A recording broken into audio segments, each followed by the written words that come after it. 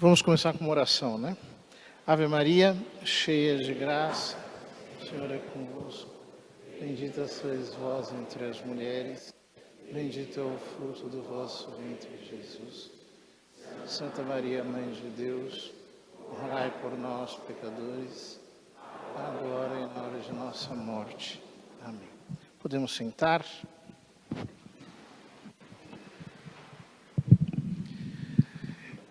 Então, eu desejo a todos uma boa noite e já passamos diretamente para o tema, sem maiores preâmbulos. Pediu-se-me que eu falasse sobre a escatologia. O que é escatologia? A palavra eschatos, em grego, significa último.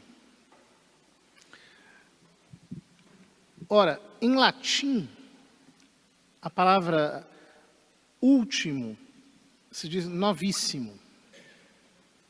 Novíssimos.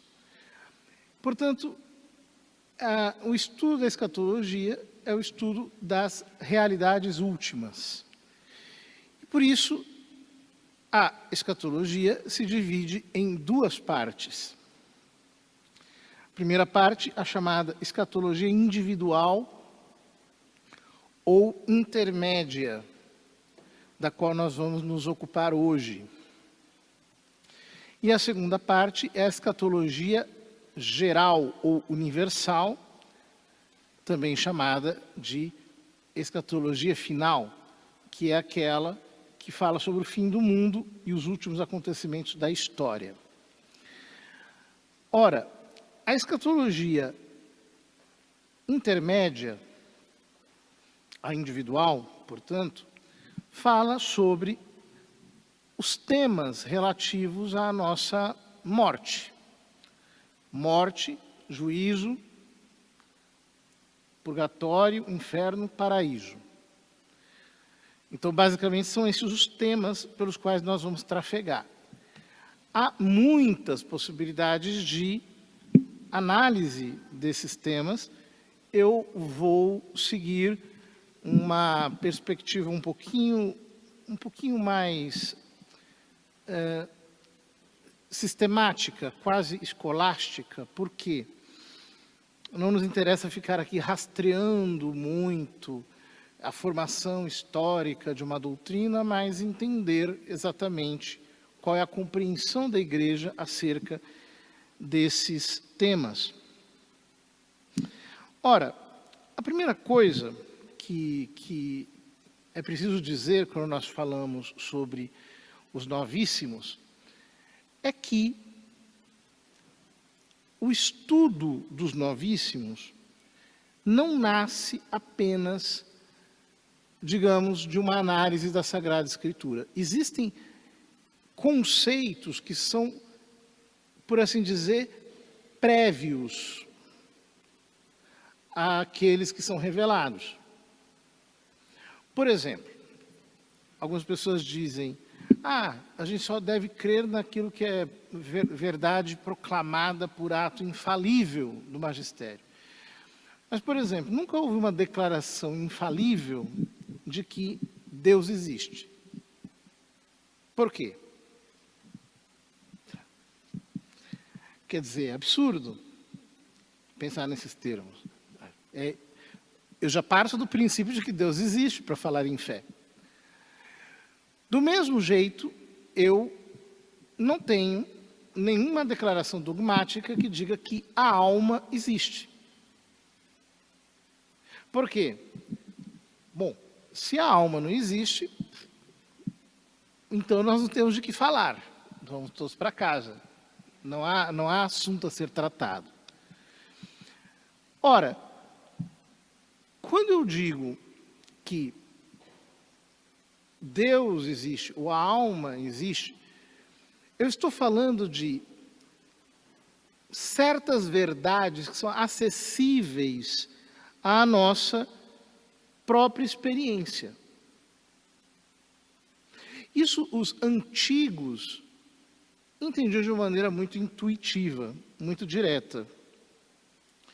Ou seja, como é que eles conhecem, como é que eles e como é que nós podemos conhecer a existência da alma?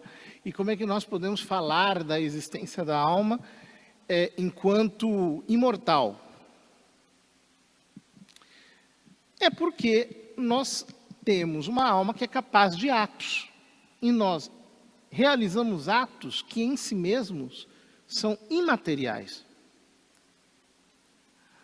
Os animais, eles aprendem as coisas pelos sentidos e reagem diretamente à apreensão sensível. Então, por exemplo, você pega um saco de ração, ao ouvir o barulho do saco de ração, ele saliva, ele reage para comer. É automático. Nós temos um conhecimento que é, por assim dizer, suprassensível. Por quê? Nós conhecemos as razões das coisas, nós queremos conhecer as causas dos eventos. Então, por exemplo, digamos que alguém quebre as janelas da frente da sua casa. A sua pergunta imediata será: quem quebrou? Hoje nós temos recursos como câmeras que nos farão, às vezes até de maneira bem atormentada, procurar aquele que causou esse dano material. Ou seja, a noção de causa, a noção de razão de ser das coisas, a própria noção de ser e muitas outras noções psicologicamente mais profundas, não são em si mesmas materiais. Nós conseguimos conceber, por exemplo, a ideia universal de bem. Então, por exemplo, quando eu falo para qualquer pessoa, olha, isso é para o seu bem, ela entende do que eu estou falando. Ela pode divergir do que eu entendo que seja o bem, concretamente. Mas a noção de bem está na mente dela. E está universalmente presente por todos os lados. Inclusive, nós temos uma noção de bem que é intensiva. Alguns bens são maiores do que outros bens. Então, por exemplo, eu sei que um doce é um bem, é gostoso, é agradável, mas se eu tenho diabetes, eu sei que há um bem maior que me impede de exercer esse bem menor, que naquele caso até se torna para mim um mal. Ou seja, a nossa vontade, ela se abre para o infinito. Ela deseja um bem universal. Um bem que está acima de todos os bens. Quando São Tomás fala sobre o fim último do homem, diz que, juntamente com Aristóteles, o fim último do homem é a felicidade, ou seja, um bem que não pode ser querido em função de nenhum outro bem. Ele está falando de um bem que em si mesmo é universal. Porque o que é a felicidade? Afinal de contas, em última análise, a felicidade só pode estar em Deus. Ora, portanto, nós fazemos atos imateriais, nós temos profundidade psicológica, e isso demonstra que nós temos alma. Isso demonstra também que a nossa alma, sendo espiritual, sendo capaz de atos imateriais, de atos que transcendem a sua capacidade, ela subsiste ao corpo. Ou seja, chegamos aqui à definição de morte. O que é a morte? É a separação da alma e do corpo. A alma é, no dizer de São Tomás, tomando as categorias de Aristóteles, a forma do corpo, ou seja, o princípio organizador do corpo. Aquilo que faz com que o corpo seja uno e que ele funcione como um todo. Uma vez que a pessoa morre, o corpo começa a separar-se. O sangue sai do corpo, os órgãos deixam de funcionar de maneira orgânica, um pouco de vida que resta já não é mais a vida total, são movimentos locais, são ações muito, muito rudimentares, porque a alma é o princípio de unidade e a alma, sendo imortal, é princípio também de identidade. Esse é um dos temas que nós raramente pensamos. E olha que nós não estamos falando em teologia aqui, estamos no simples campo da especulação filosófica. Mas, de onde vem a nossa noção de identidade? Se ela viesse do corpo, bom, as células do nosso corpo já mudaram quantas vezes totalmente?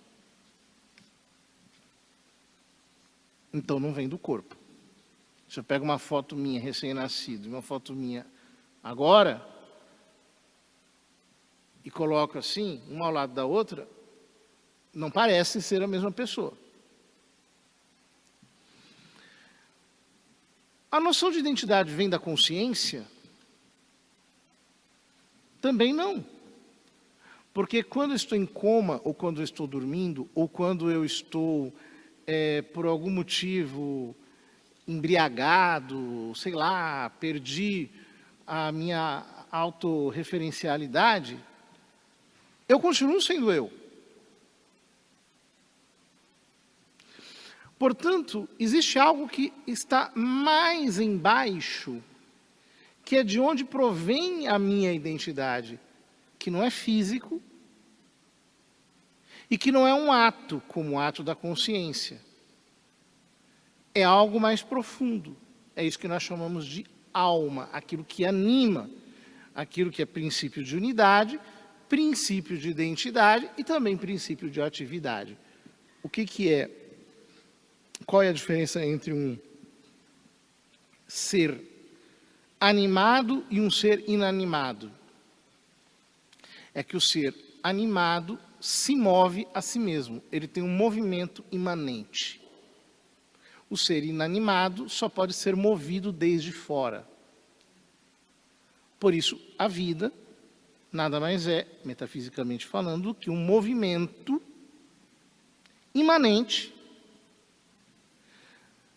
teleológico, telos em grego significa fim, ou seja, a vida tem um fim, no sentido de que quem é criança vira adolescente, quem é adolescente vira jovem, quem é jovem vira adulto, quem é adulto vira idoso, quem é idoso vira mais idoso, até que chega a morte biológica e a alma se separa do corpo.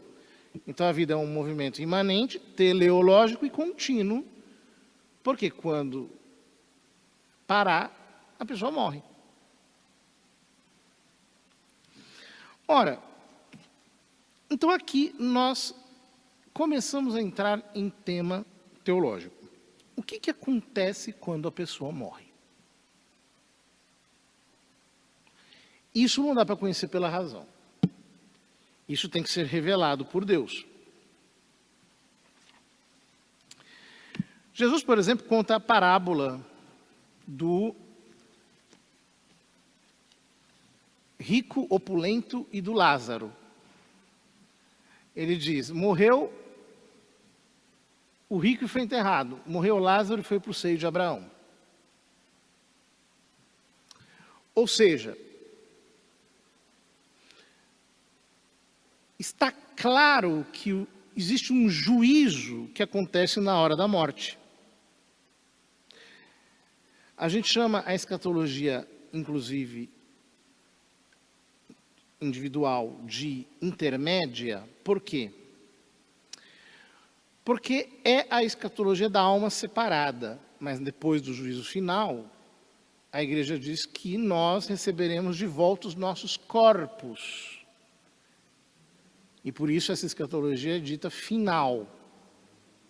Ou seja, o estado entre a nossa morte e o juízo final é um estado que ainda não está completo. O nosso destino eterno já está definido, mas ainda não está completo antes da ressurreição da carne, quando nós receberemos a remuneração também de maneira física, em nosso próprio corpo.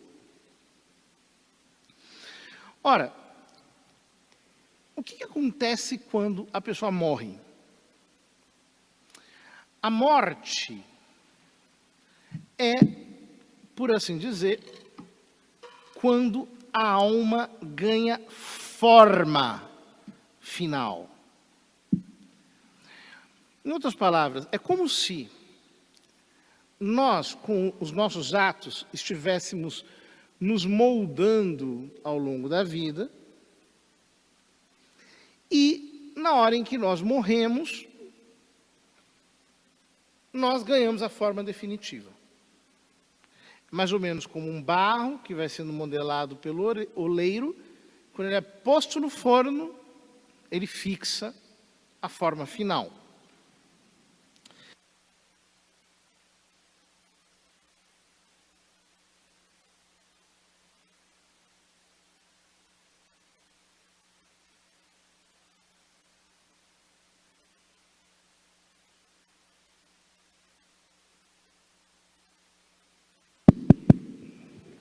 Alô?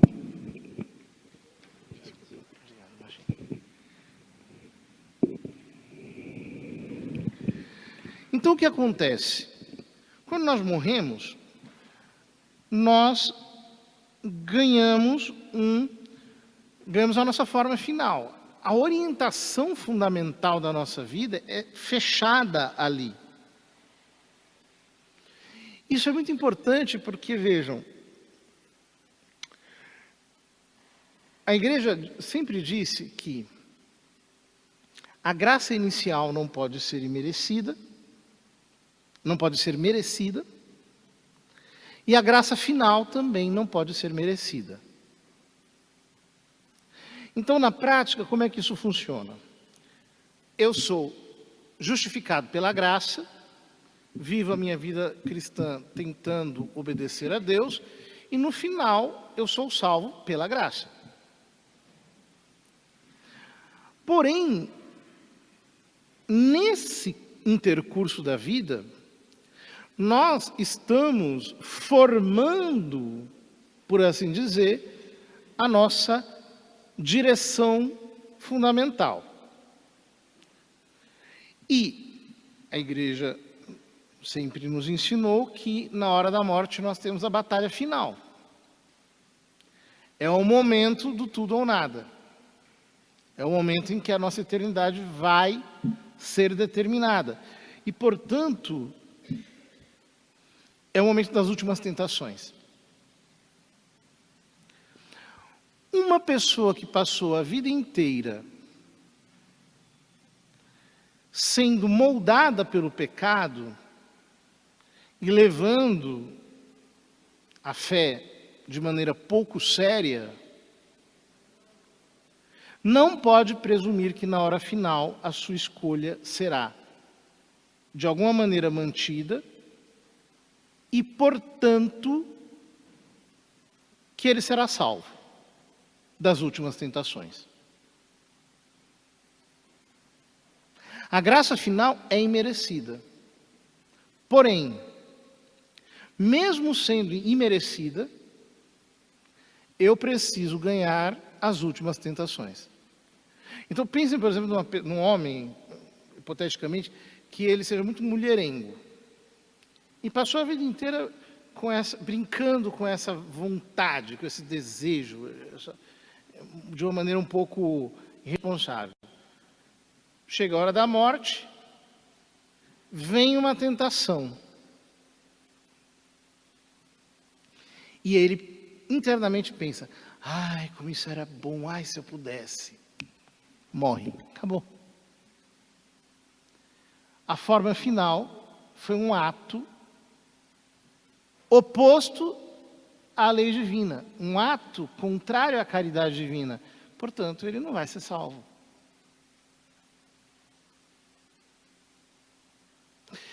Isso é muito sério. E eu digo assim, as pessoas às vezes são um pouco irresponsáveis durante a vida cristã e vão colocando tudo na conta da graça. Ah, Deus entende, Deus sabe, Deus é misericordioso, etc, etc. E até não, é o sacramento, na hora final vão lá me dar o sacramento, etc. Mas quem me garante que um instante depois de você receber o sacramento, você não vai pecar e consentir uma tentação interior? Se você está de tal modo apegado ao pecado, que a ideia do pecado já consegue dominar a sua vontade, então, na hora final, você não vai estar suficientemente sensível para as moções da graça. Ora, dito isso, o que acontece na hora mesma em que nós morremos? Acontece uma iluminação interior imediata, instantânea, que nós chamamos, na linguagem tradicional, de juízo particular, que significa que nós nos vemos num único instante diante de Deus, com toda a nossa vida e o estado da nossa consciência moral.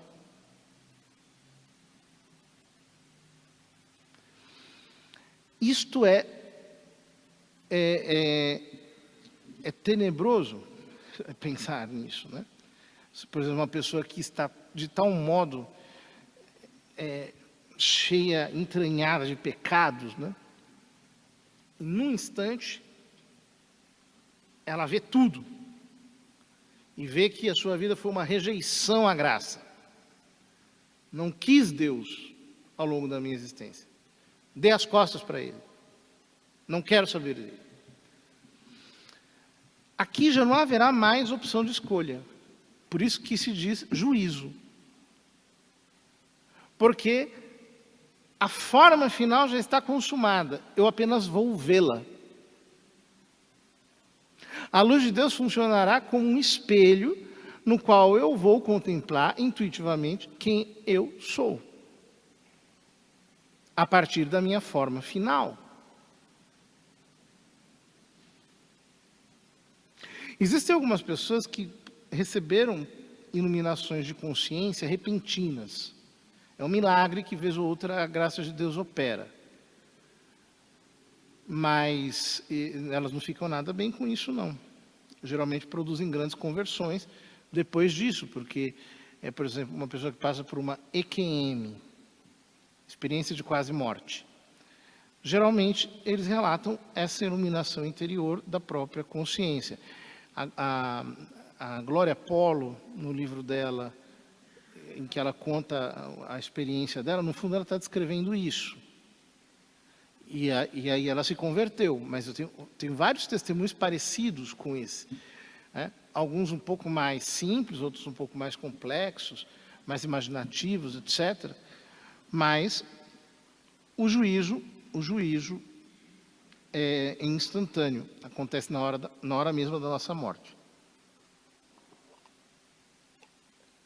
E ali é onde nós estamos. Não é que, assim, a gente morre e passa um tempo e aí vem... Não, é no instante mesmo em que a morte se consumou, a alma se separou do corpo. Ali ela já é atravessada pela visão e ali ela já sabe o seu destino eterno. Quais são as possibilidades? A primeira, o inferno. A palavra inferno significa inferior, ou seja, refere-se à mitologia antiga que dizia que o inferno era um lugar de fogo que ficava embaixo da terra. Vejam bem, Aqui eu faço apenas um pequeno parênteses, porque geralmente as pessoas têm curiosidade também sobre essas coisas. Antes da vinda de Nosso Senhor, antes que ele morresse e ressuscitasse dos mortos, quando uma pessoa morria, se ela merecesse ir para o inferno, ela ia para o inferno. Se ela merecesse o céu, ela não ia para o céu. Ela ficava nesse estado chamado de limbo, ou mansão dos mortos, como nós dizemos em português, ou inferno, como se diz em latim, mas não é o inferno dos condenados. A palavra limbo significa barra. A barra da saia é o limbo. Ou seja, é a região limítrofe entre o céu e o inferno em termos metafóricos. Então, os justos estavam aguardando a chegada do Messias. Ali. Quando Jesus ressuscitou, então, os justos foram levados com ele para o céu.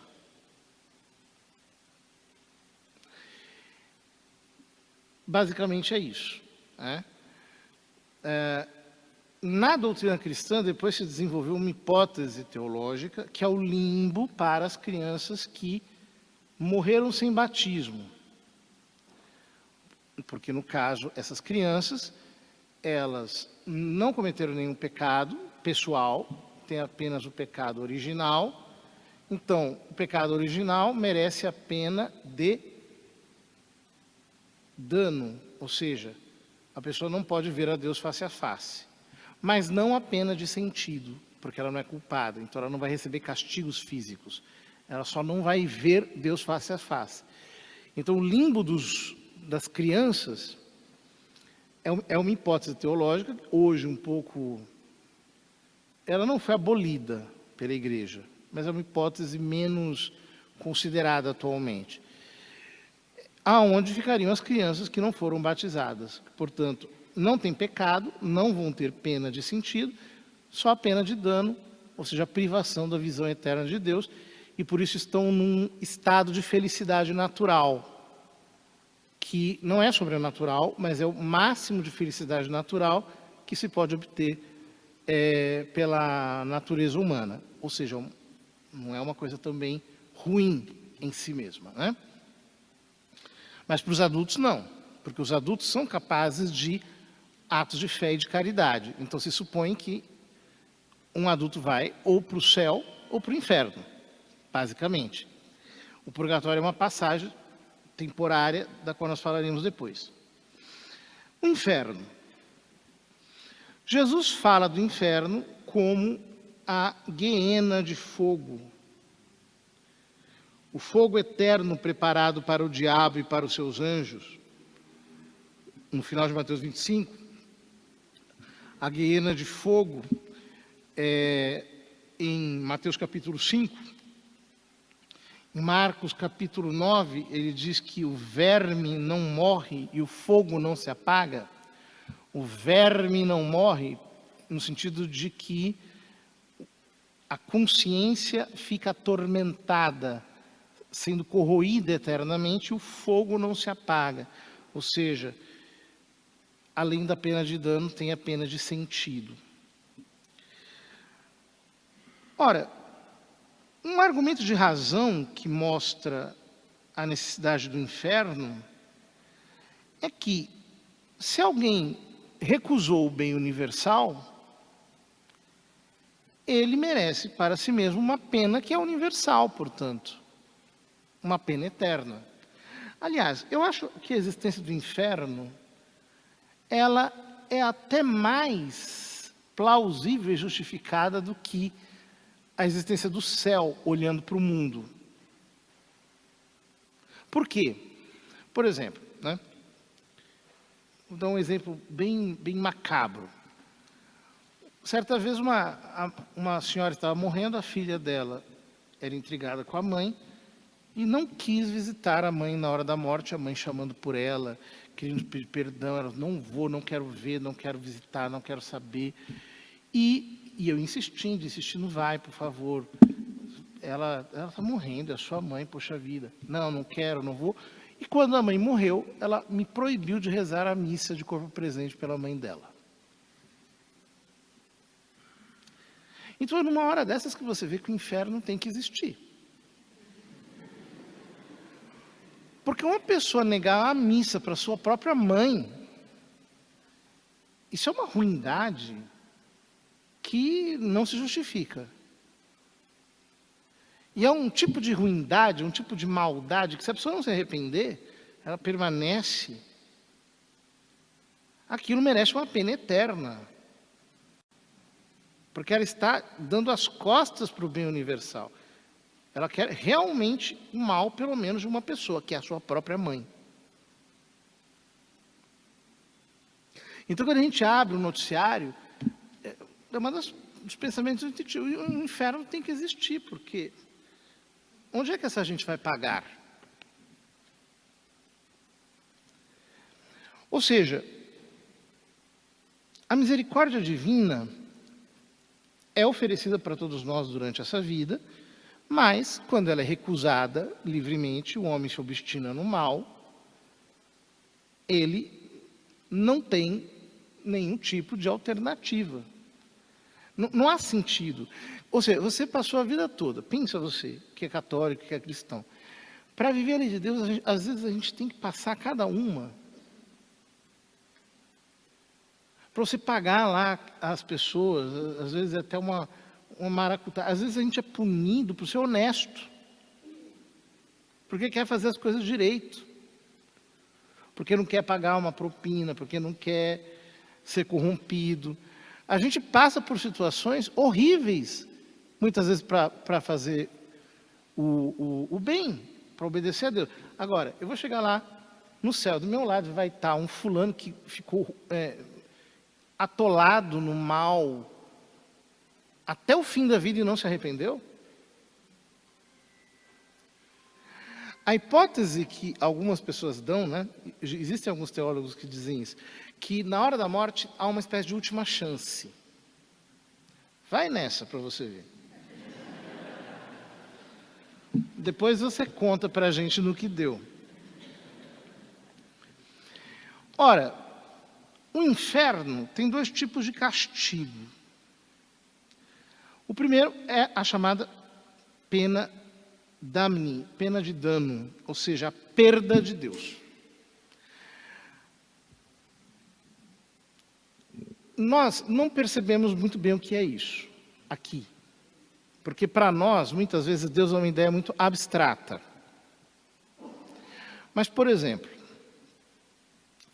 o que acontece quando o Brasil perde a Copa do Mundo? O pessoal fica, brasileiro então, sai gritando no meio da rua. Por quê? Ninguém gosta de perder. Perdeu. Perdeu. Certa vez eu tive uma experiência dessas, roubaram meu carro. Cheguei lá, só estava o lugar. A gente não acredita. Eu fico, mas será que não está? Será que eu não me enganei? Será que foi um guincho? O que aconteceu? Poxa, não, roubaram mesmo, foi roubado. Até a gente cair na real de que perdeu e aceitar que perdeu. Você ficou olhando para aquela chave, falei, não é possível que eu perdi meu carro. Isso é para o documento, mas não é possível que roubaram meu carro. Pois é, ninguém gosta de perder. Agora, perder Deus, no final, aqui a nossa alma tem distrações com o mundo sensível, mas quando o mundo sensível desaparecer, e o único bem que a nossa alma vai querer é Deus, e nós nos darmos conta de que nós perdemos, essa perda é a pior coisa que existe. Porque ela é irremediável. Acabou. Algumas pessoas se iludem nessa terra pensando numa outra vida, que vai ter... Vai nessa. Vai.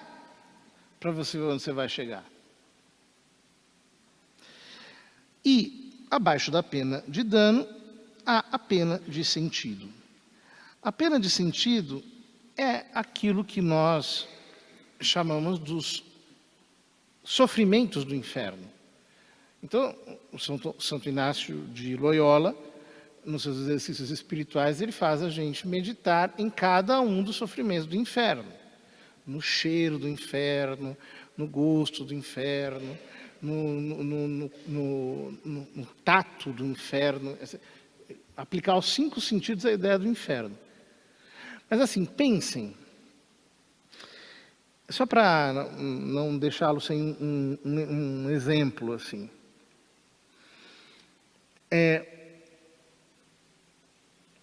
A dor física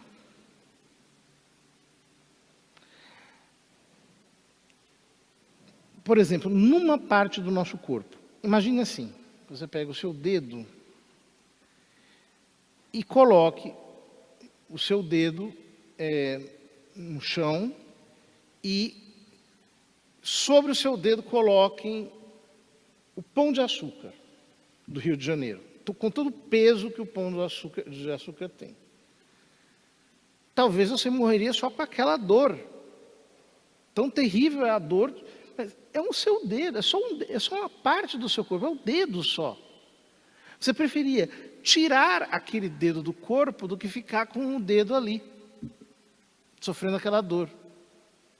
É que antigamente faziam, a pessoa tem uma dor de dente, a dor é tão intensa que ela prefere tirar o dente do que ficar com o dente e ter a dor.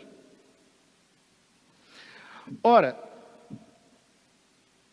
as dores físicas do inferno, elas serão no corpo inteiro. E serão as máximas dores em cada parte do corpo. Então, por exemplo, dizem que a dor de um infarto é uma dor terrível e que a pessoa morre mais da dor do que do infarto em si. Outra dor terrível é a dor do cálculo renal. É uma dor absurda. Outra dor terrível é a dor do parto, que equivale à quebra de alguns ossos do corpo. Agora, imaginem todas as dores do corpo juntas no seu máximo grau. Então, vocês vão entender algo do que será o sofrimento físico do inferno. Mas, não somente isso, porque o sofrimento da alma é pior do que o sofrimento do corpo. Por exemplo, tem pessoas que se matam com medo de morrer. O medo da morte mata mais do que a morte. Então, por exemplo, os sentenciados durante a Revolução Francesa, que eles iam para a guilhotina, né? Ficavam presos e ali ouvindo todos aqueles gritos de horror dos revolucionários. No caminho da guilhotina, muitos deles morriam, pelo medo de morrer. Ou seja, o sofrimento da alma é maior do que o sofrimento do corpo. E não podia ser diferente, já que a alma é a alma do corpo. Então, os castigos do inferno são terríveis. Só imaginarmos o fogo, Santo Inácio, Santo Afonso Maria de Ligório diz que, assim como o fogo terrestre está para a pintura do fogo, está o fogo terrestre para o fogo do inferno. No sentido de que a capacidade devoradora que não destrói é de uma dimensão terrível. Então, sim, o inferno existe, ninguém vai ser salvo contra a sua vontade, se obstinar no pecado, se obstinar numa vida longe de Deus, vai ser condenado sim, não tem jeito. E a mensagem do Evangelho é muito clara. Arrependei-vos enquanto é tempo. E crede no Evangelho. Não quer crer, tudo bem. Aí é um problema seu, você vai resolver depois. A segunda alternativa é o céu. Porém, antes de ir para o céu, muitos de nós morremos em graça de Deus, ou seja, sem o pecado grave, mas com muitos apegamentos ao pecado. Isso quer dizer, é isso, você perdoou seus inimigos, mas ficou aquele resto de mágoa no fundo do coração. Você já não quer mais cometer adultério, mas você tem que fazer uma violência grande para não fazer, porque lá no fundo ficou uma vontade desordenada. Todos nós temos algum tipo de apegamento ao pecado, infelizmente, a maior parte de nós cristãos. Existem muitos modos pelos quais a gente se exercita para perder aqui na terra esse apegamento. As penitências, a própria oração, a meditação nessas coisas, nos ajudam a ir ganhando horror ao pecado. Porém, alguns resquícios dessa vontade depravada ainda permanecem em nós. Um outro meio são as indulgências. Só que as indulgências são muito difíceis de serem ganhadas. Não é com o automatismo que as pessoas imaginam, né?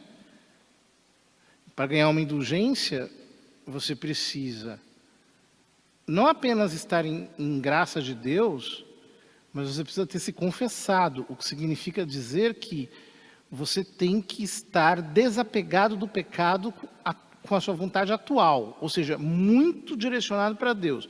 Você tem que comungar, ou seja, você tem que exercitar o amor divino com fervor, com uma comunhão fervorosa. E aí, cumprindo a obra da penitência e rezando pelas intenções do Santo Padre, que é quem concede as indulgências, você pode receber esse empurrão para perder o seu apegamento ao pecado. Só que a maior parte das pessoas chega ali na rua, se o fulano te fecha no cruzamento, você já perdeu todas as graças que você tinha ganhado naquele momento, né? Porque o apegamento ao pecado revivesce com toda a sua força. Então, é difícil ganhar uma indulgência, não é? As pessoas às vezes pensam assim, não, basta eu rezar o texto na frente do Santíssimo, comungar e tal, e já ganhei a indulgência. Não. Tem que ter o desapego ao pecado, por isso você tem que ter aversão ao pecado e tem que ter um apegamento a Deus muito intenso, e aí você tenta ganhar a indulgência, mas só Deus sabe se você conseguiu. Ora, quando nós morremos com essas relíquias do pecado em nós, a Escritura nos fala de um estado temporário de purificação. Não do pecado, mas dos apegamentos ao pecado. Ou seja, não vai ao purgatório quem está em pecado grave. Quem está em pecado grave vai ao inferno. Ao purgatório vai quem morreu santamente, sem pecado grave, mas ainda com algumas deficiências na alma. Ou seja, todos nós, né? Praticamente. É muito difícil saltar o purgatório, né? Então, os extratos da Escritura que nos falam disso são, em primeiro lugar, segunda carta aos Macabeus, o segundo livro dos Macabeus, no capítulo 12, versículo 46, quando se oferece um sacrifício pelos mortos. 1 Coríntios 3,15, quando São Paulo fala que alguns serão salvos como que pelo fogo. Mateus 12:32, quando Jesus diz que o pecado contra o Espírito Santo não é perdoado nem nessa vida, nem na outra. Portanto, ele fala de algum tipo de falta que pode ser perdoada na outra vida. E a tradição da igreja, desde os seus primeiros tempos, sempre rezou pelos mortos. Ora, se não existisse purgatório, não haveria motivos para rezar pelos mortos. Teologicamente, a santidade de Deus é um fogo consumidor. O autor da carta aos Hebreus diz que nosso Deus é um fogo consumidor. E, mais ainda, também a carta aos Hebreus diz que sem santidade ninguém verá o Senhor. Então, ditas essas coisas, é razoável, e a igreja o concluiu assim, e proclamou dogmaticamente, que a alma que morreu em graça, mas ainda precisa perder o apegamento ao pecado, passa por uma espécie de quimioterapia, de radioterapia, chamada purgatório. Ele vai perder os nódulos do pecado, vai perder os tumores do pecado que ficaram na sua alma. Obviamente, eu estou falando em linguagem metafórica. A pena do purgatório também é dupla, que é a pena de dano, no sentido de que você não pode ver a Deus, embora o seu ser todo esteja necessitado dele. Portanto, digamos assim, essa atração sendo retardada pelo estado em que a pessoa se encontra, dilacera a alma. A alma fica como que transpassada. E, é claro, a pena de sentido, porque nós iremos sofrer mais nas potências que mais estavam apegadas ao pecado. Então, por exemplo, uma pessoa que fala muito mal dos outros, a língua vai queimar um pouquinho. Uma pessoa muito gulosa, o estômago vai queimar bastante. E assim por diante. Ou seja, eu estou falando aqui também em linguagem metafórica. O sofrimento do purgatório, ele é um sofrimento que é proporcionado às faltas ou às imperfeições que nós carregamos conosco. Há muitos místicos que tiveram experiência sobre o purgatório. Eu já dei sermões sobre isso várias vezes. Santa Catarina de Gênova, Santa Brígida da Suécia, a serva de Deus Maria Sima, a Fula Horak, também a Princesa van der Leyen, teve muitas visões sobre purgatórios. Tudo está relatado nos escritos dessas santas. Uma coisa que aqui a gente precisa dizer é o seguinte: uma alma que está no purgatório, ela quer estar no purgatório. Purgar significa extrair as impurezas.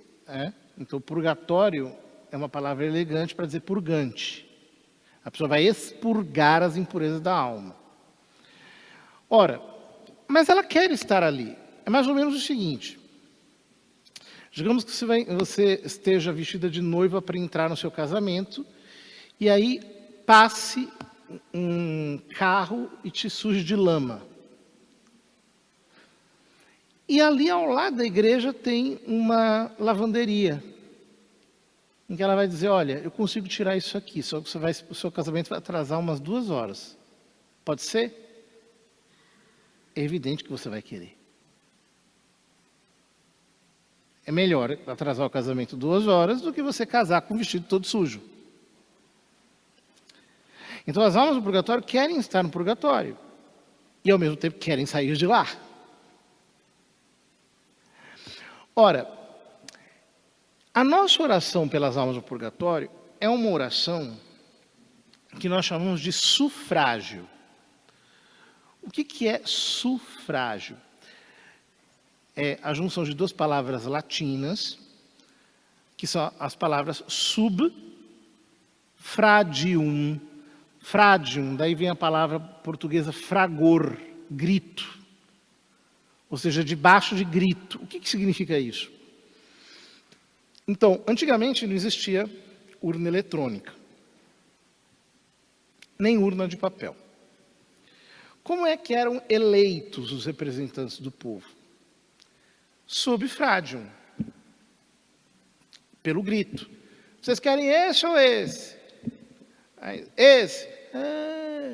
Esse. Ah! É isso. Ganhou. Pelo grito. Pela torcida, digamos assim. Então, o sufrágio é isso. Nós apresentamos a Deus a nossa prece em favor da alma que está no purgatório. Só que nós não sabemos se Deus vai aplicar. Não é automático. Depende da vontade dele. Depende do que ele quer. Depende do que aquela alma precisa. Então, isso é muito importante porque senão a gente cria umas mentalidades meio espíritas na igreja. Parece que eu tenho relação direta com os mortos. Não, não tem, querido. Não tem. A relação é com Deus. Deus aplica o sufrágio pelos mortos na medida em que a providência dele dispor para isso. Ah, mas e se eu oferecer uma missa por um morto que ele não vai sair do purgatório até o fim do mundo? Pode acontecer. Deus determinou que tal pessoa só vai sair do purgatório no fim do mundo.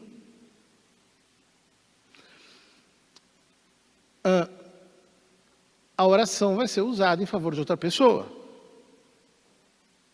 De quem Deus quiser. Por isso é subfradium. Mais ou menos o seguinte. Digamos que você tenha 2 candidatos. Um recebe poucos gritos, o outro recebe muitos gritos. Os gritos poucos não foram perdidos.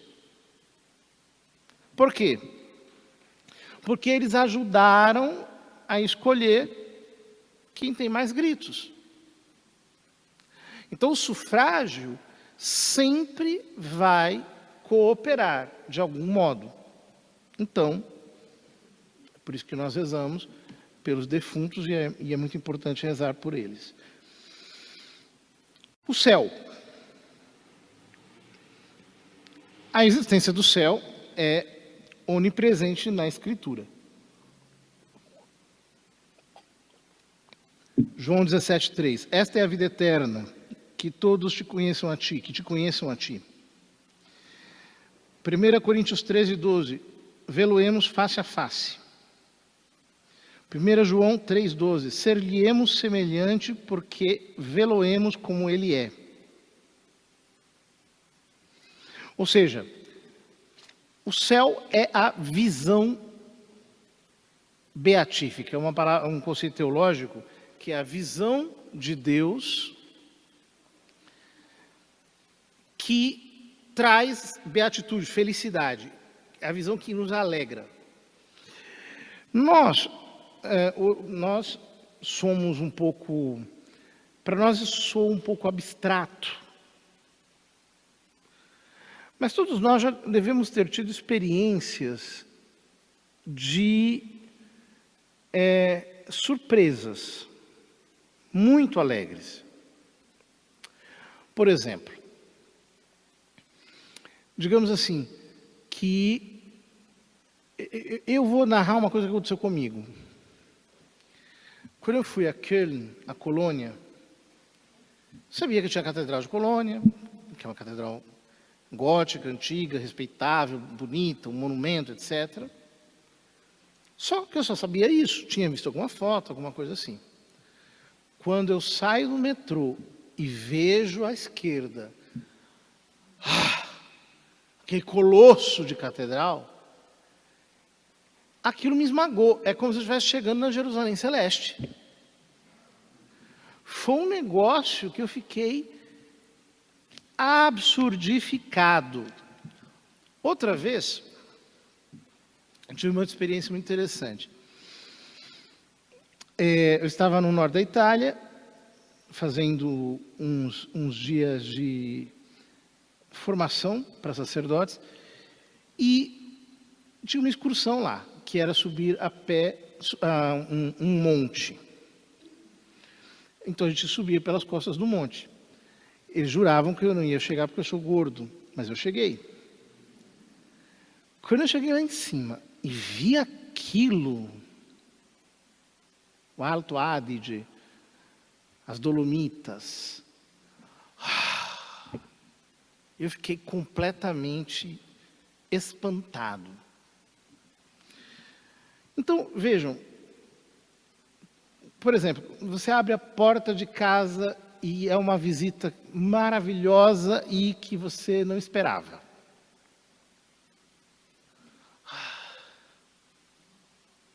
Você tem uma inundação de alegria. Então vejam, a visão beatífica é ver Deus, é ver a Santíssima Trindade na sua eterna intercomunicação de amor.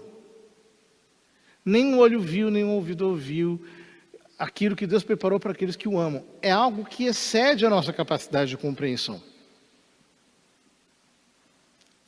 Então, a alegria do céu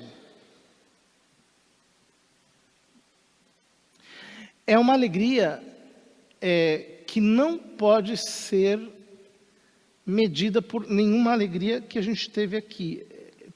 Tudo nos parecerá muito pálido. Vejam, se vocês evocarem lembranças da infância, elas não parecerão para você pálidas. Por exemplo, um dia que o seu time ganhou, um dia de um aniversário que fizeram para você, um dia que você foi em umas férias maravilhosas. Sei lá, qualquer momento alegre que você teve na infância. Evoca isso com a memória. É uma coisa tão pálida, tão parcial. Assim serão as alegrias dessa vida na eternidade. As alegrias eternas, elas são reais, porque elas nos atravessam por inteiro. Imagine assim, que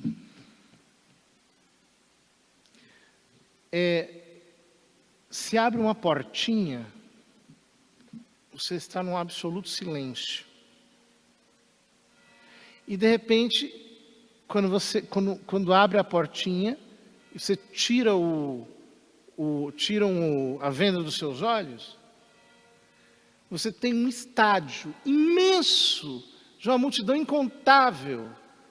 Em cima, o Pai, o Filho e o Espírito Santo, na frente, Jesus Cristo, na sua humanidade santíssima, Nossa Senhora, São José, o seu anjo da guarda, e te dão um aplauso de vitorioso, assim, que te atravessa todas as fibras do corpo, todo o ser. É algo assim chegar no céu.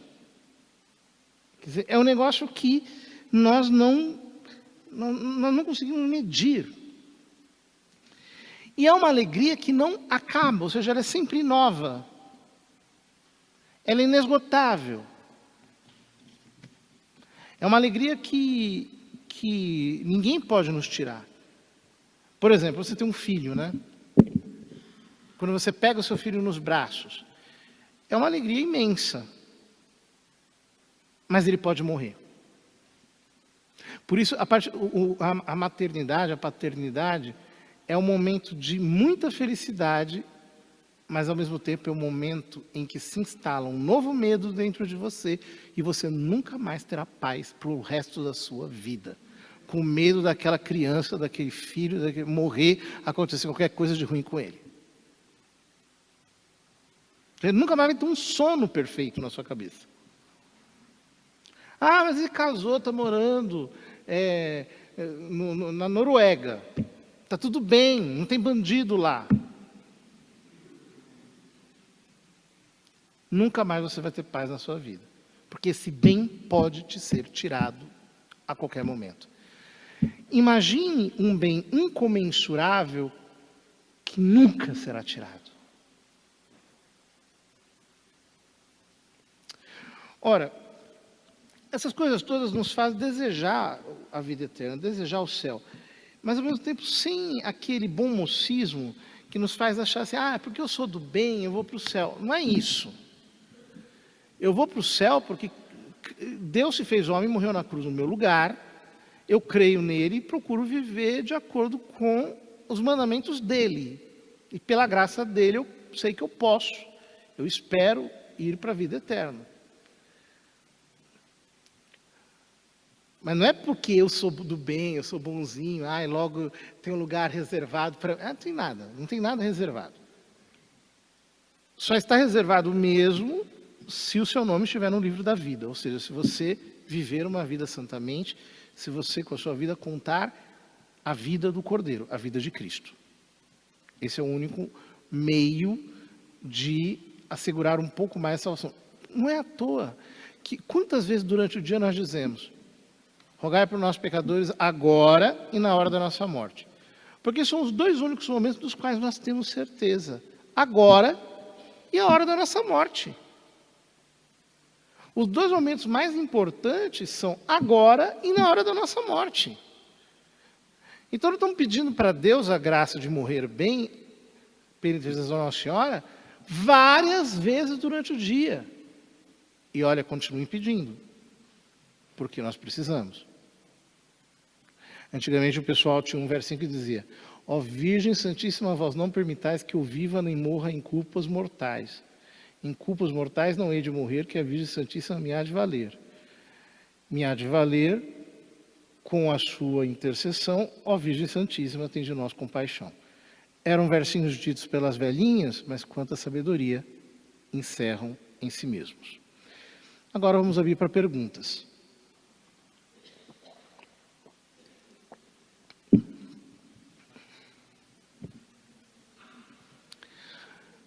Pois não. Alguém pode levar o microfone lá? Eu não sei como é fazer. Ou ver aqui à frente. Isso. Muito bom. Ali.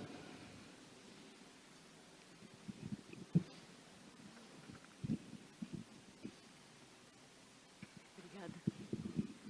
Boa noite, padre. Boa noite. Eu queria saber, quando o senhor falou a respeito da morte, que a gente tem aquele último combate, a batalha, quando uma pessoa, por exemplo, ela já está em coma, mas ela recebe a unção dos enfermos. A unção dos enfermos pode ajudá-la? Ou é só a consciência dela mesma que vai contar? A unção dos enfermos pode ajudá-la, mas não irá ajudá-la se ela não tivesse as disposições antes de perder a consciência. Tá. Porque os sacramentos não são mágicos. Nós acabamos de celebrar Corpus Christi, e aí São Tomás diz: sumunt mali, sumunt boni, sed... agora eu não vou me lembrar o verso latino, mas ele diz: tomam-no os maus e tomam-no os bons, o sacramento da Eucaristia. Mas o destino é bem diverso. Para uns é salvação, para outros perdição. Ou seja, não basta eu comungar, não basta me confessar. Se eu não tiver as disposições corretas, o sacramento simplesmente não vai ter efeito nenhum em mim. Mas isso significa que então que eu não deva pedir a unção dos enfermos, por exemplo, para um parente lá, que meio assim? Não significa. Peça. Mas, entendeu? Não imagine que aquilo é um passaporte para o céu. Tá. Outra pergunta é no sufrágio. No?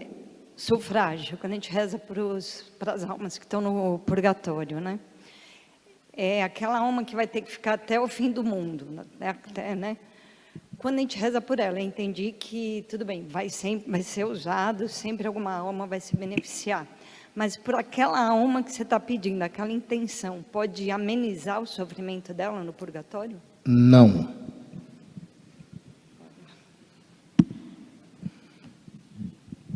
Padre, boa noite. Uma dúvida. As almas que se encontram no purgatório, elas obviamente já não foram excluídas da opção do inferno. Elas já gozam da vida eterna? Ou qual seria o estágio da alma que as caracteriza nessa sua permanência no purgatório? Nós dizemos que elas gozam da imortalidade, porque a alma é imortal. Mas a vida eterna, no sentido pleno da palavra, que é a comunhão eterna com Deus na sua totalidade, elas ainda não desfrutam. Mas elas são imortais. E elas também não são condenadas. Isso já dá uma alegria imensa, né? Imagina você saber que escapou do inferno.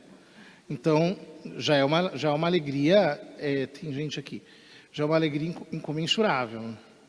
Mas aqui, só duas coisas que eu acho que eu não disse, mas que era importante eu dizer, que é o seguinte. Os protestantes não entendem muita coisa disso. Por quê? Então, primeiro que eles lidam com o pecado de uma maneira, assim, forânea. Como se o pecado fosse um crime que você fosse declarado justo ou declarado culpado. Eles não têm uma noção terapêutica do pecado e da santidade, da cura, como é a noção católica. Então, eles não entendem purgatório, essas coisas todas. Outra coisa que eles não entendem é a intercessão dos santos. Porque a comunhão dos santos é real. Porém, ela tem modos diferentes. Os santos do céu contemplam o Verbo eterno de Deus. Contemplam a Cristo. E como tudo existe no Verbo de Deus, no Verbo de Deus eles nos contemplam. Então eles nos veem e eles intercedem por nós e nos escutam em Cristo. A graça é digamos, a linfa que nos faz ter a mesma vida que eles. As almas do purgatório, porém, elas intercedem, mas elas não intercedem como os santos do céu. Ou seja, elas não escutam as nossas orações, elas não nos veem, a não ser que Deus lhes revele por um ato singular, isso pode acontecer, mas é excepcional, elas intercedem sem saber. Então, por exemplo, se eu morro e vou para o purgatório, eu vou continuar rezando pela minha família no purgatório. É claro, eu vou rezar para mim, só que eu não sei o que está acontecendo, não sei se está todo mundo bem, se está tudo mal, etc. Porque eu ainda não contemplo a Deus e, portanto, eu não contemplo a criação em Deus. Isso é muito importante porque, às vezes, algumas pessoas conseguem graças rezando pelas almas do purgatório. Mas como é que isso acontece? É porque a obra de caridade, que é rezar pelos mortos, ela é uma obra de caridade mais meritória do que rezar pelos vivos. Por quê? Os vivos podem se ajudar, mas quem está no purgatório não pode fazer nada por si mesmo. Então, por exemplo, o que é mais meritório no incêndio? Salvar uma criança que não consegue sair daí ou salvar um homem adulto, forte, musculoso que tem condições de sair de lá? É evidente que é salvar uma criancinha, um paralítico, por exemplo, que não pode fazer nada por si mesmo. Então, a oração pelas almas do purgatório, pelas quais hoje em dia praticamente ninguém reza, porque as pessoas não oferecem mais missa pelos mortos, com tanta frequência assim, ela é muito agradável a Deus, é uma obra de caridade excelente. Então, Deus nos concede graças pela obra de caridade que nós fizemos, pelas almas do purgatório, para que nós continuemos a realizar aquelas obras de caridade. Não é a mesma coisa de um santo diante de Deus no céu. Próxima pergunta.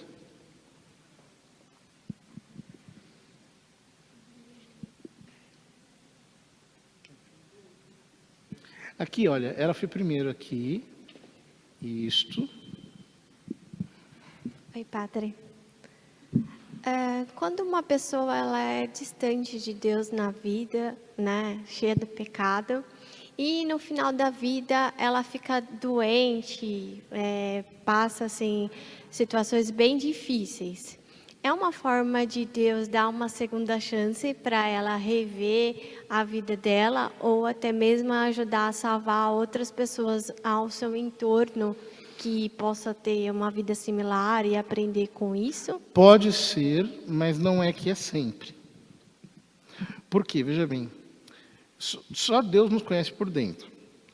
Então, digamos assim, uma pessoa que passou a vida inteira pecando, e aí ela cai doente, naquele momento ela tem uma conversão verdadeira, sincera, Deus a conhece por dentro, e se serve, pode se servir dessas circunstâncias, para que ela se converta ou ela se purifique.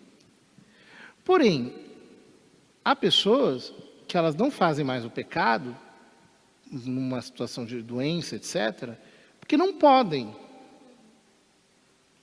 Se pudessem, elas continuariam. Então, não tem remédio a não ser, então agora vamos rezar, agora vamos ali, etc. Tal. Só que, por fora, parecem piedosas. Então, não há um critério que seja, digamos assim, automático. É só Deus que conhece a alma. Pode ser que uma pessoa que passou a vida inteira no pecado,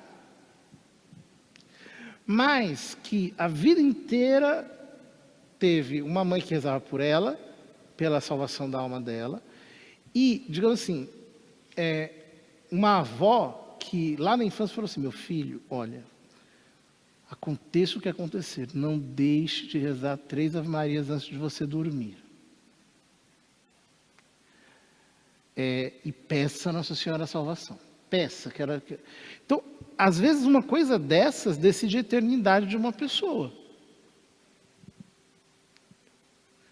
Porque aqui há um mistério de caridade que ultrapassa a nossa compreensão. Nós só vamos saber disso do lado de lá. Ok. E uma bem curtinha. Quando a pessoa morre nova ou velha, a alma dela em estado, ela tem essa última imagem de quando ela existiu? Não.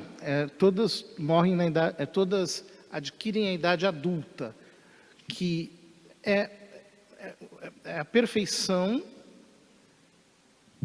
da idade adulta. Então, por exemplo, por volta de 33 anos, que é a idade de Nosso Senhor. E sem nenhum defeito, com a sua forma, a sua própria forma, porém, toda ela indefectível, indefeccionável. Tá, ok, obrigada. Próximo. Boa noite. Nós, então, oramos pelas almas que estão no purgatório. Contudo, somente Deus vai definir, vai dar o destino, e nossas orações contribuem de alguma forma, mas não definem quem vai, né, direto para o céu e tal. Então, quer dizer que a nossa responsabilidade, além da nossa própria conversão, né, é também trabalhar para converter as outras pessoas. Claro. Porque aí na vida, em vida, se eu conseguir ser santa e detestar o pecado e desejar fervorosamente me apegar com Deus e conseguir converter uma pessoa em vida, então teria mais peso até, porque aí vamos dizer, ela vai querer... A senhora está criando uma equação. De certa Então, forma, eu estou pensando... Exatamente. Esquece toda a equação. Não é assim. Por quê? Inclusive, já pode pegar o microfone para levar para a próxima pessoa que vai fazer pergunta. Porque o que acontece é o seguinte, veja bem. A soberania de Deus é absoluta. Então, o fato de eu ter conseguido a salvação de muitas pessoas não garante a minha salvação. Eu posso, como sacerdote, salvar muitas pessoas e ir para o inferno. São Paulo disse isso. Né? São Paulo mesmo disse isso dele mesmo, imagine eu. Né? Do mesmo modo, rezar pela salvação dos outros não garante que eu vou ser salvo. Porém, mas aqui não é uma justiça, como nós diríamos, de condigno.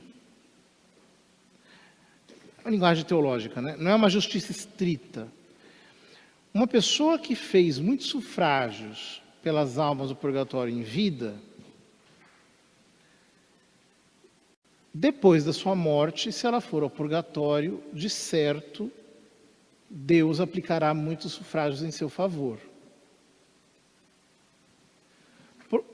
Porque aqui há uma proporcionalidade. Não é uma equação, mas há uma certa proporcionalidade. Do mesmo jeito, se eu trabalho pela conversão dos outros e busco verdadeiramente a minha salvação, é evidente que Deus vai zelar pela minha salvação de uma maneira especial. Então, não há uma equação, mas há uma certa proporcionalidade. Está claro? Boa noite. Primeiro, muito obrigado pela aula. A minha pergunta é: uma pessoa que tem conhecimento de Deus, sabe da existência de Jesus, mas ela não foi tocada profundamente, ela não tem conhecimento da grandeza, ela pode ser salva pela ignorância, de acordo com o que a gente tem de doutrina? Se ela pode pela ignorância? Por não ter conhecimento da grandeza de Deus, de Jesus, certo. De acordo com o que a gente tem de evidências, assim, essa pessoa ela pode ser salva pela ignorância dela? Se ela pode ser salva pela ignorância? Isso. Não é isso. Não é isso. A ignorância não salva ninguém. O que salva é que cada um será julgado pela lei que recebeu. Então, por exemplo, um pagão que ignora completamente o evangelho, ele vai ser julgado de acordo com a lei natural. Ele pode obter a salvação? Teoricamente, sim. Desde que ele tenha feito um ato de fé, um ato de amor a Deus, um ato de fé e amor, que a ignorância dele seja invencível e que ele saiba que ele não pode perdoar os seus próprios pecados, que ele precisa ser perdoado por outro. Ainda que ele não saiba dizer o nome. Ele não sabe dizer o nome de Jesus. Então, se existem essas características, teoricamente pode-se dar salvação. Mas, cuidado, existe uma heresia chamada universalismo. Houve um escritor eclesiástico dos primeiros tempos chamado Orígenes, que defendia a chamada apocatástasis, que no final tudo vai voltar para Deus. Então até o diabo vai se converter. Que Deus é tão bom que ele será tudo em todos e todos. Então é uma heresia. Não é tão fácil assim. Geralmente as pessoas que ignoram a fé, elas ignoram no mundo de hoje, né? Elas ignoram com uma dose de responsabilidade. É o fulaninho que quer se fazer de difícil para Deus. Tipo assim, eu sou um ateuzinho, porque se Deus quiser provar para mim que ele existe, ele que apareça na minha frente. Tipo, quem precisa de Deus é você, meu amigo, não é Deus. Que não é Deus, é você que precisa dele, não é ele que precisa de você.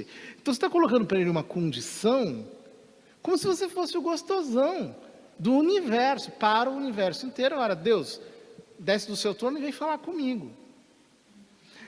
Ou seja, esse tipo de abordagem, a pessoa vem entrando numa cegueira. E aí chega uma hora que a graça de Deus o abandona. E aí ele não volta mais, ele vai para o inferno. Veja bem, no capítulo 12 de São Mateus, Aliás, no capítulo 11, Jesus diz assim: eu te louvo, ó Pai, Senhor do céu e da terra, porque escondeste essas coisas dos sábios e entendidos e as revelaste aos pequeninos. Aí chega o capítulo 12, Jesus expulsa um demônio, os fariseus dizem que ele está expulsando pelo poder de Belzebu. E Jesus diz: toda blasfêmia será perdoada, menos a blasfêmia contra o Espírito Santo. Nem neste mundo, nem no outro. A blasfêmia contra o Espírito Santo, nesse caso, é negar o evidente. Deus está expulsando um demônio. Você quer uma coisa mais evidente do que isso? Pois bem, você está dizendo que é o demônio que está expulsando o demônio. Ok, blasfêmia contra o Espírito Santo. Chega o capítulo 13 de São Mateus, aí Jesus diz, no começo do Sermão das Parábolas, que ele vai contar as parábolas, o evangelista cita o profeta Isaías e diz assim: abrirei minha boca em parábolas e contarei os mistérios do reino, para que, ouvindo, não entendam. O seu coração, para que ouvindo não entendam, não se arrependam e o seu coração não se converta. Ou seja, o homem que brinca com a graça, ele está sendo muito presunçoso. Porque eu não sei se a graça de Deus vai passar mais uma vez na minha vida. Veja que quando o Moisés foi falar com o faraó, aí ele começou a fazer as 10 pragas. Quando chegou na 4ª praga, os feiticeiros do faraó chegaram para o faraó e falaram: olha, transformar as águas até das tigelas, das casas de todo mundo em sangue, isso aqui a gente não consegue fazer, não. E eles dizem: Icest digitus Dei, aqui está o dedo de Deus. O faraó nega, e aí a Escritura diz: Deus endureceu o coração do faraó. É uma palavra dura, porque a gente fica pensando, como é que Deus endurece o coração de alguém? Como é que isso acontece?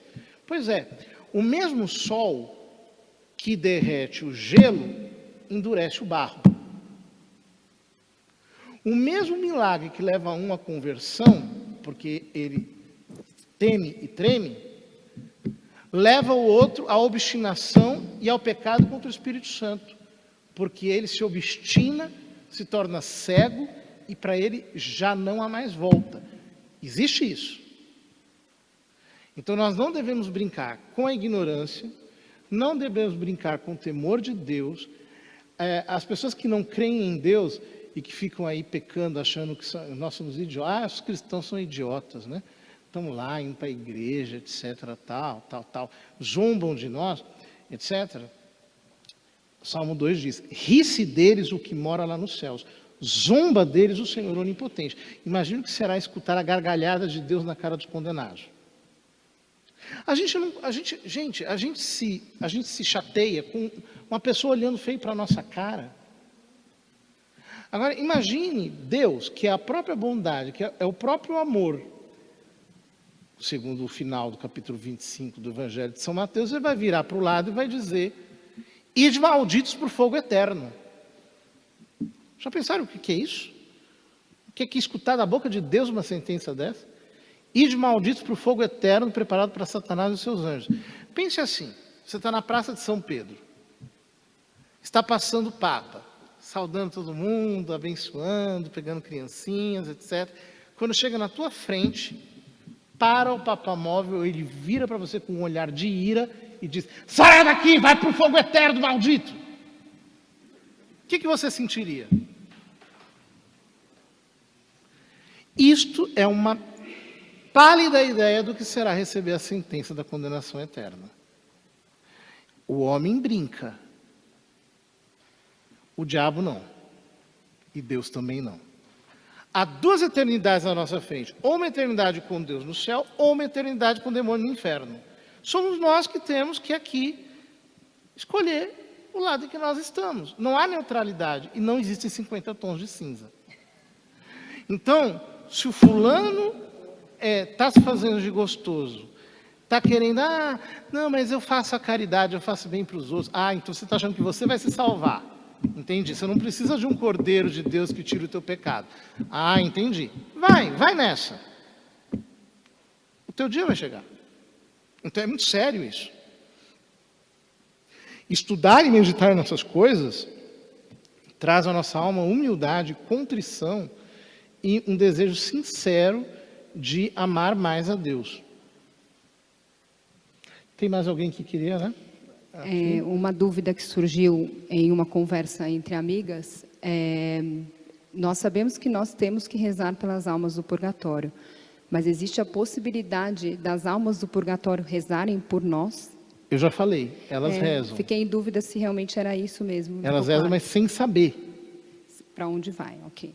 Elas não sabem nada. Então, por exemplo, uma mãe que está no purgatório, ela reza pelo seu filho. O seu filho já pode estar no inferno, ela não sabe. O seu filho pode estar no céu, ela não sabe. Mas ela está rezando. E nem sabe nada. Vamos às últimas perguntas, aí eu peço que faça de uma vez só. Faz ela e eu respondo de uma vez só. Ali, ó. Ali, levantou a mão ali. Boa noite, obrigada. O único jeito, se é que tem como, a gente saber se uma alma está no céu, é se a gente pedir por Não um tem como milagre. saber. Mas, por exemplo, quando é beatificado, Só nesses casos. Mas por precisa de um quê? milagre, né, comprovado. Mas, isso é uma coisa muito séria. Veja bem. Como existe a comunhão dos santos, essa é uma fé católica, a fé da igreja, é um dos dogmas, é um dos 12 artigos da fé.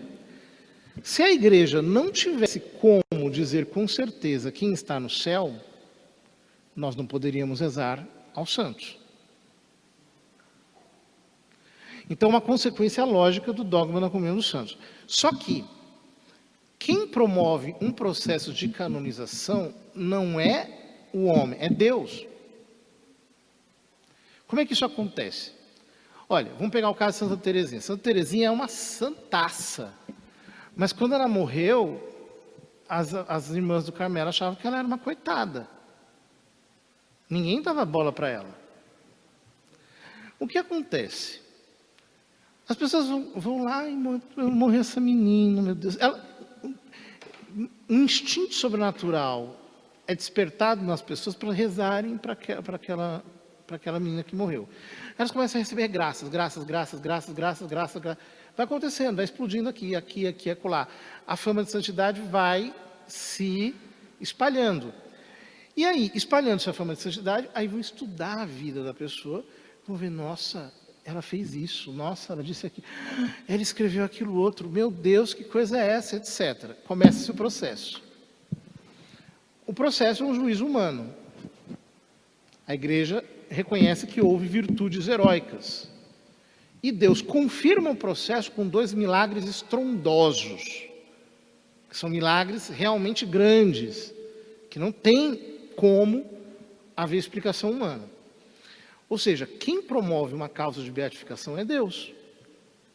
Então, por exemplo, tem lá o fulano, que às vezes existem umas canonizações meio ideológicas, né? O pessoal quer, sei lá, canonizar não sei quem, porque, sei lá, tem lá uma ideologia na cabeça. Só que você vai na tumba da pessoa, não tem ninguém rezando, não tem nenhuma graça alcançada, ninguém se lembra, ou seja, não vai avançar. E por que Deus promove a canonização de alguns servos? Por exemplo, o menino, Carlo Acutis. É uma coisa que não tem explicação. Um menino de 16 anos que morreu de leucemia, comungava diariamente, etc, etc. De repente, vira uma febre mundial. Todo mundo ama o Carlo Acutis. Por que Deus faz essas coisas? Porque Ele está dando um recado para a igreja. Este tipo de santidade é que eu quero que vocês prestem atenção neste momento histórico concreto. É assim que Deus age. Então, antes de Deus mandar, antes de Deus permitir que tivesse uma crise imensa sobre o sacerdócio católico, no século XX, Deus mandou um padre Pio, que é o único sacerdote estigmatizado da história da igreja. Único. Século XX. Então é assim que Deus trabalha. Só as ultimíssimas, ali tem uma.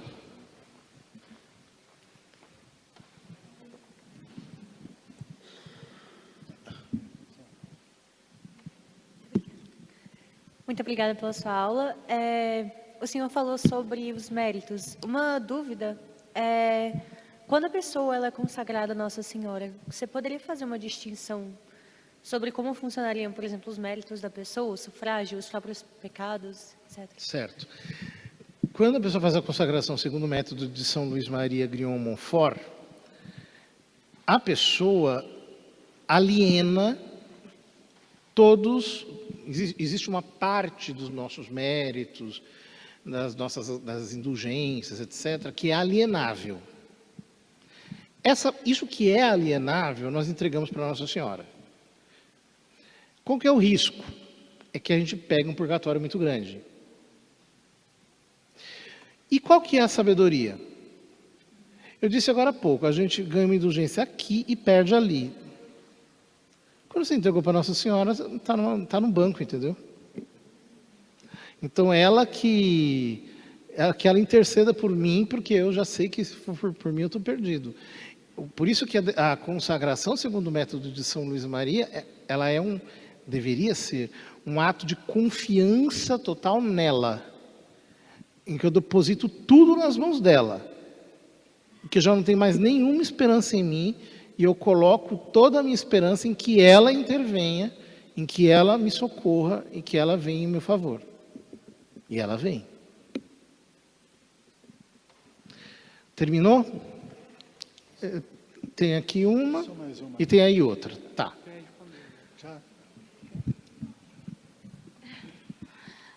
A minha pergunta é, assim, se a pessoa se confessou, aí digamos que depois de uns 3 dias ela cometeu um pecado pequeno e acabou falecendo, ela iria para o inferno ou não? Não. Pecado leve não leva ninguém para o inferno, só pecado mortal. Certo?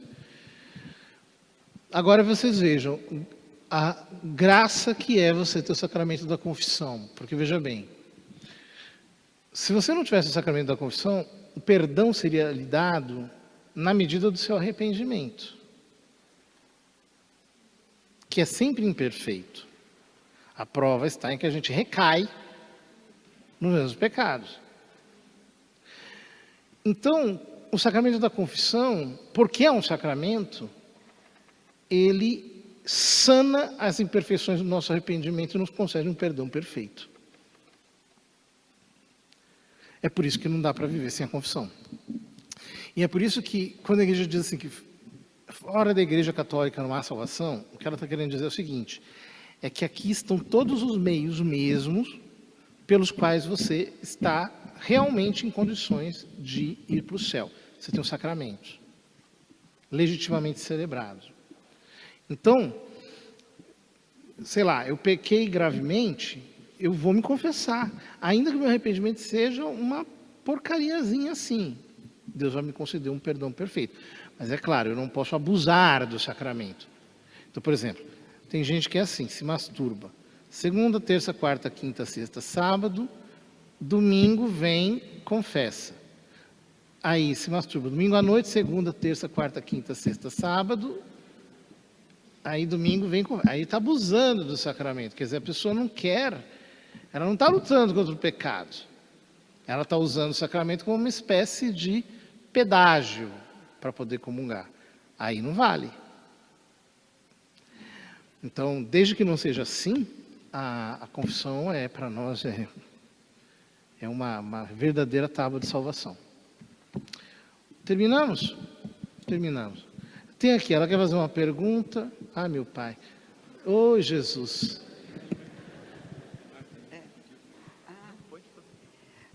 Eu não sei se eu entendi certo, o senhor falou que as crianças que não são batizadas estão no limbo, né? Mas que isso é uma coisa mais antiga.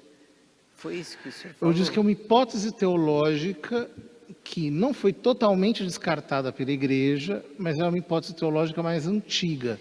E hoje? O que Hoje, se pensa? Eles têm umas coisas, dizer, entrega para a misericórdia de Deus e tal, Deus pode salvar, etc, etc. Eu confesso que não me convence muito. Por quê? Deus não prometeu a salvação a todos, disse Santo Agostinho. Deus prometeu um Salvador. Ou seja, ou você vai pelo Salvador, que significa passa pelo batismo, quem crê e for batizado será salvo, ou a gente já não sabe mais dizer o que acontece. A hipótese do limbo é uma hipótese coerente com a doutrina católica, nunca foi uma doutrina dogmática, a igreja nunca professou isso de uma maneira aberta, mas eu também acho que as outras hipóteses que dão não me convencem muito, porque elas acabam abraçando um certo universalismo. Parece que o batismo não é tão necessário para a salvação assim. E não é isso que está revelado no Novo Testamento. Oi. Bom, padre, obrigado pela aula. Eu tenho uma pergunta, na verdade uma dificuldade, talvez minha. Um argumento, acho que protestante, eles colocam que os gregos, eles eram pagãos, eles tinham muitos deuses, e aí, quando São Tomás de Aquino, ele traz algumas coisas dos gregos, eles colocam que praticamente eles misturam coisas pagãs e ao mesmo tempo, porque filósofo, acho que filosofia é amar a sabedoria, né? E entre aspas, sabedoria, acho que, entre aspas não, né? Sabedoria seria Jesus Cristo, né? Então, eles estão buscando a Deus sem saber, né? Então, tem coisas... Ou seja, os protestantes estão garantindo o direito de ser burros, né? Então, quer dizer, então vamos desprezar a filosofia, vamos desprezar todo o saber humano e ficar que nem um martelo dizendo: não está na Bíblia, não está na Bíblia, não está na Bíblia, que você não sabe ler. Inclusive porque a própria Bíblia não diz que tudo tem que estar nela. Inclusive porque cada livro dela foi escrito de uma maneira independente. Então, os padres da igreja, logo no começo, a gente entra ali, Orígenes, Justino, depois Basílio. Os padres da igreja, eles já logo no começo entenderam que era preciso fazer uma tradução da divina revelação numa linguagem teológica e filosófica mais universal. Uma das coisas mais maravilhosas que aconteceu na história foi o encontro do cristianismo com a cultura greco-romana. Porque isso gerou uma civilização. Nos lugares onde a fé chegou antes da civilização, os povos bárbaros, se tornaram países protestantes. Alemanha, Suécia, Noruega, Dinamarca, Inglaterra, etc.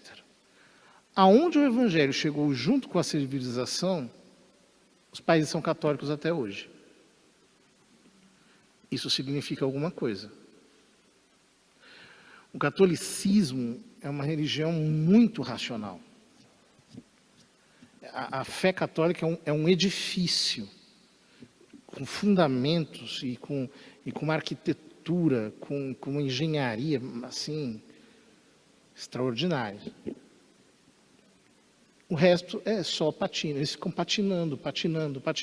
Um diz uma coisa, diz outra. Fala... O protestante só protesta, só reclama. Que tem aqui filosofia grega. Precisa aqui, isso aqui. É só reclamação. E ficam reclamando. Estou há 500 anos reclamando. E se dividindo. Um reclama do outro também. Entendeu? Não dá. Infelizmente não dá. Vamos encerrar, porque já é tarde, eu preciso voltar para minha casa. Certo. Certo, vamos fazer. Ave Maria. Bendita sois vós entre as mulheres. Bendito Bendito é o fruto do vosso ventre, Jesus. Santa Maria, Mãe de Deus, rogai por nós, pecadores, agora e na hora de nossa morte. Glória ao Pai, ao Filho e ao Espírito Santo. Ó meu